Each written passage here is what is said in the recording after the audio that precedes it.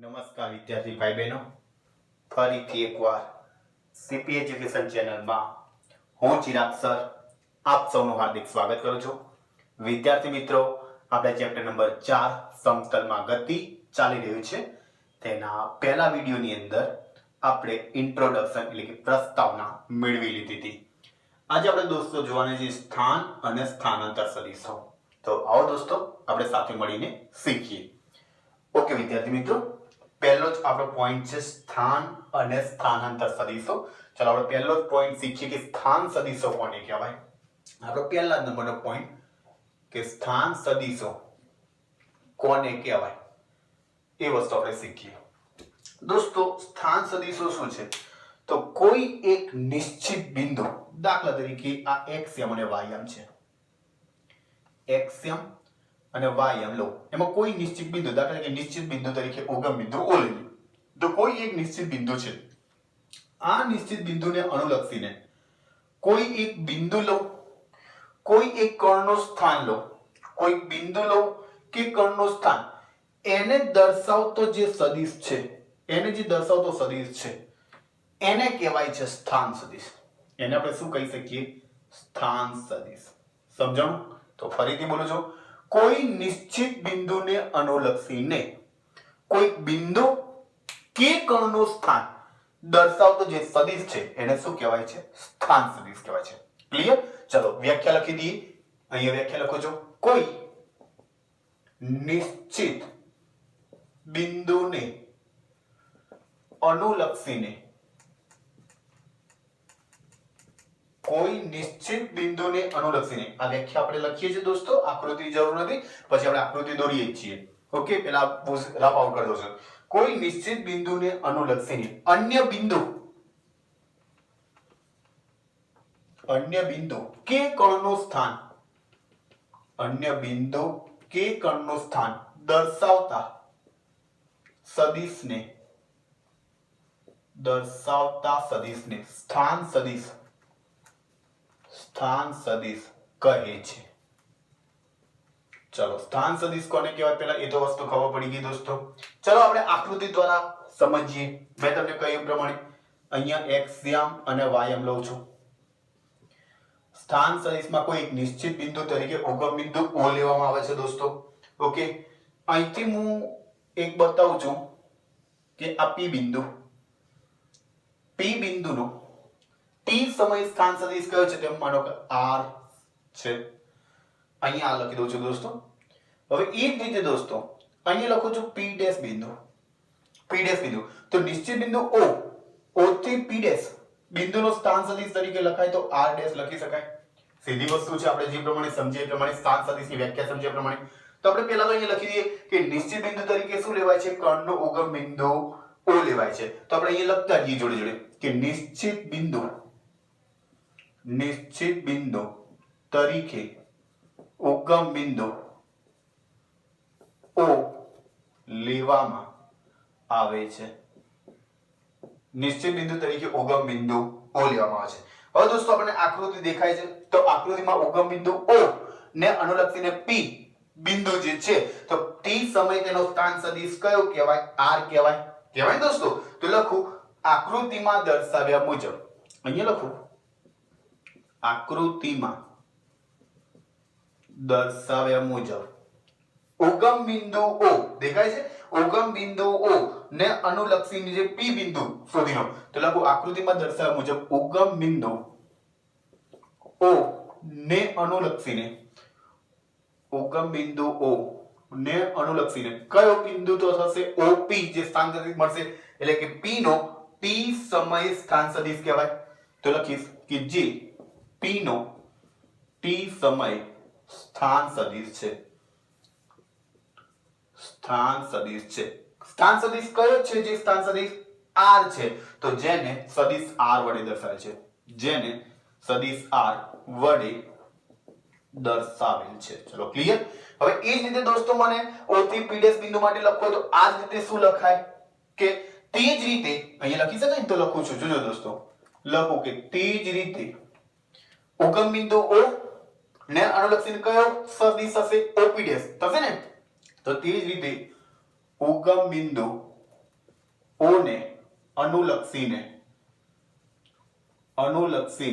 OP dash સ્થાન સદિશ મળે, જે શું કહેવાય તો જે પી ડેશ નો ટી સમય સ્થાન સદિશ છે. ક્લિયર? જેને શેના વડે દર્શાવીશું આપણે? R dash. તો લખાય જેને આર ડેશ સદિશ આર ડેશ વડે દર્શાવાય છે. ચલો ક્લિયર? તો આ આપણે શીખી લીધું સ્થાન સદિશની પ્રોપર વ્યાખ્યા શીખી લીધી છે.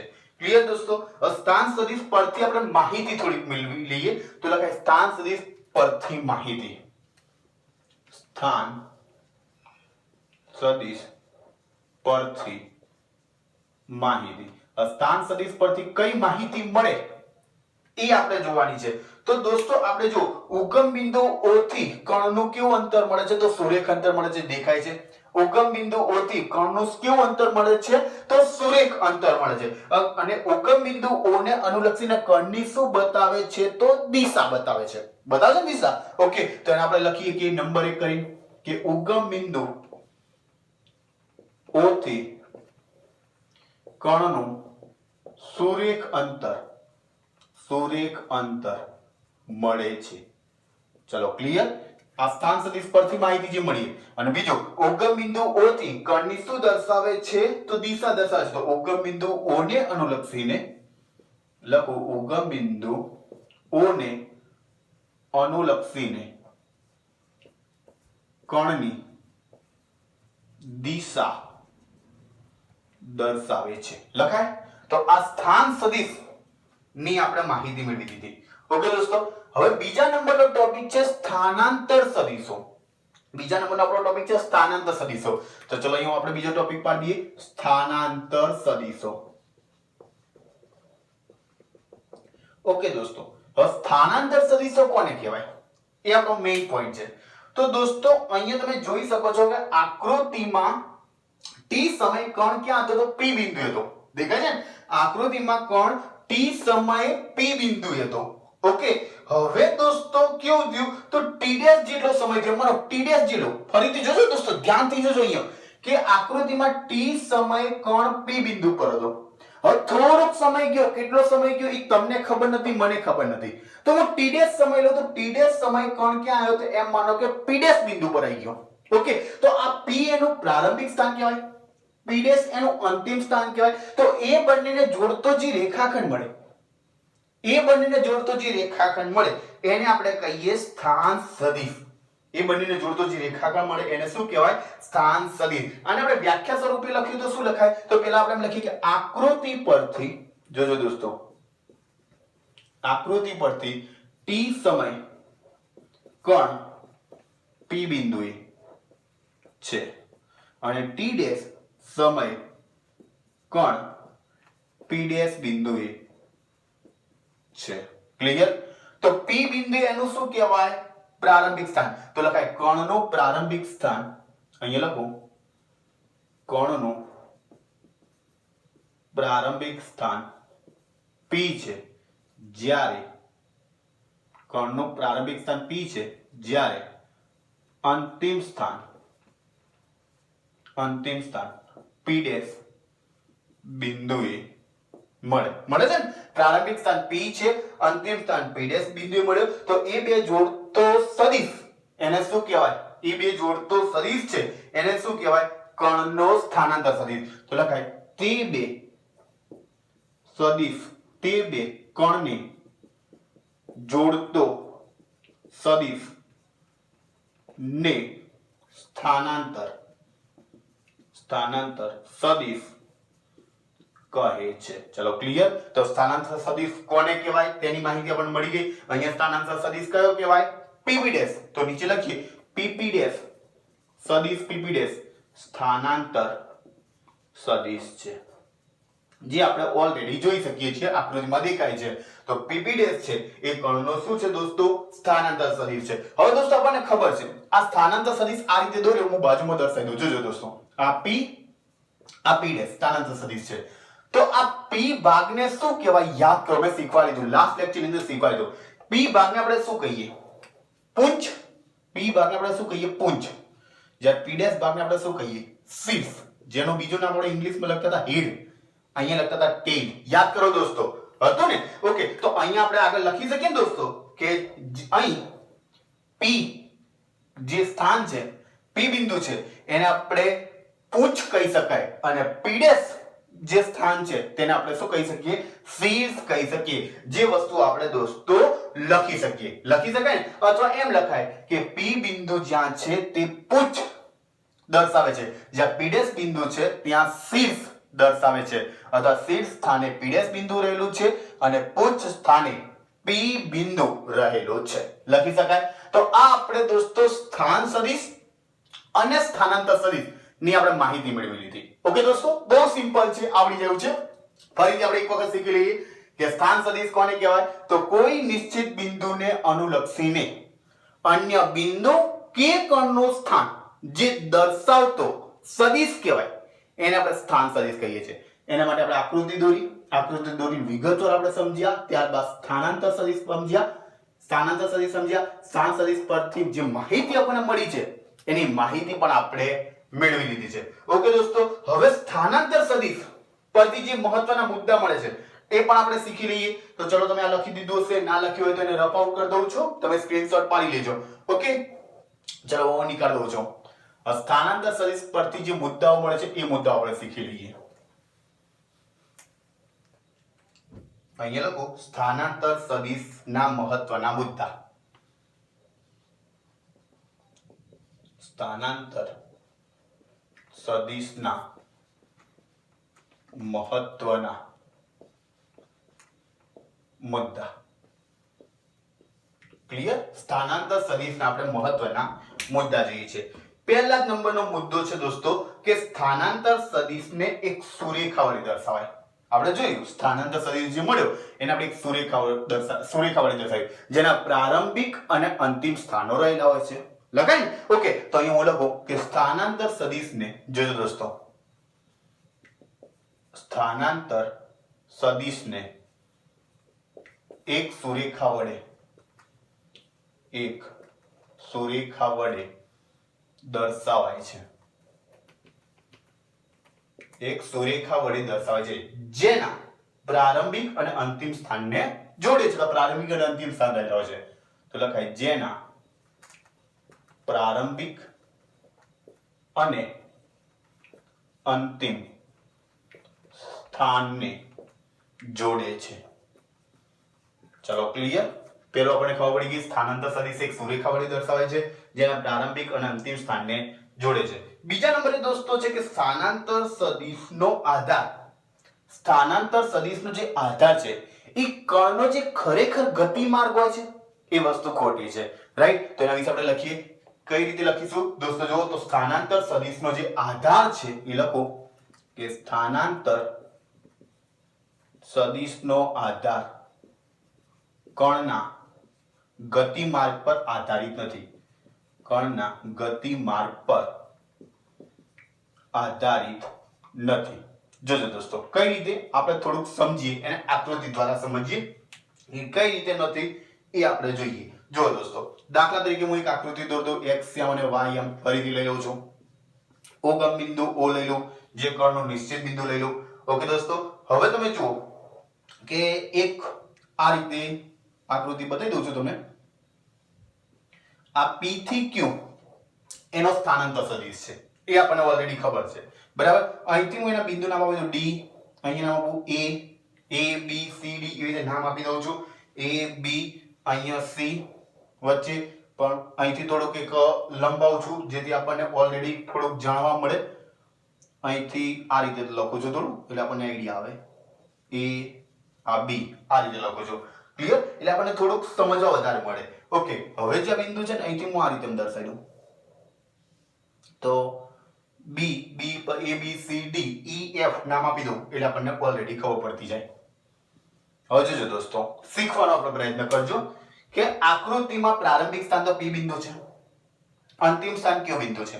હવે P થી Q સુધીને પહોંચવું હોય તો કેટલા રસ્તા જોજો દોસ્તો, ધ્યાનથી જોજો. ચલો હું એના માટે ગ્રીન માર્કર વાપરી દઉં એટલે તમને ખબર પડે. P થી Q સુધી પહોંચવા કેટલા રસ્તા? તો જો P થી D, D થી Q એટલે P, D, Q એક રસ્તો એટલે થઈ ગયો. બીજા નંબરે આપણે P થી Q સુધી પહોંચવા માટે P A B C Q પહોંચી જવાય. હજી ત્રીજો રસ્તો લો તો P A B E F Q. ત્રણ રસ્તા મળે છે દોસ્તો, પણ ખરેખર જે સ્થાનાંતર સદિશ છે તો કયો છે? PQ છે. તો એ કણના ગતિમાર્ગ પર આધારિત કહેવાય? ના કહેવાય, કારણ કે ગમે તે માર્ગે જઈ શકે. સમજાય છે દોસ્તો? ગમે તે માર્ગે જઈ શકે, માટે જુદા જુદા ગતિમાર્ગ મળે છે. માટે સ્થાનાંતર સદિશ તો માત્ર કયો છે? PQ જ છે. પેલા જે ગતિમાર્ગ મળે છે એ કેવા છે?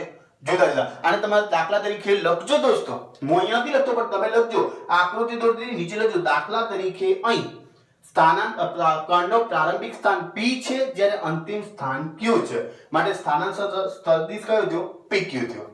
ચલો ક્લિયર? અથવા એમ લખ્યું, કણનો પ્રારંભિક સ્થાન P છે અને અંતિમ સ્થાન Q છે, તેથી તેને જોડતો જે ગતિમાર્ગ છે એ કયો મળે? તો PDQ મળે. PDQ મળે, અથવા PABCQ મળે, અથવા PABEFQ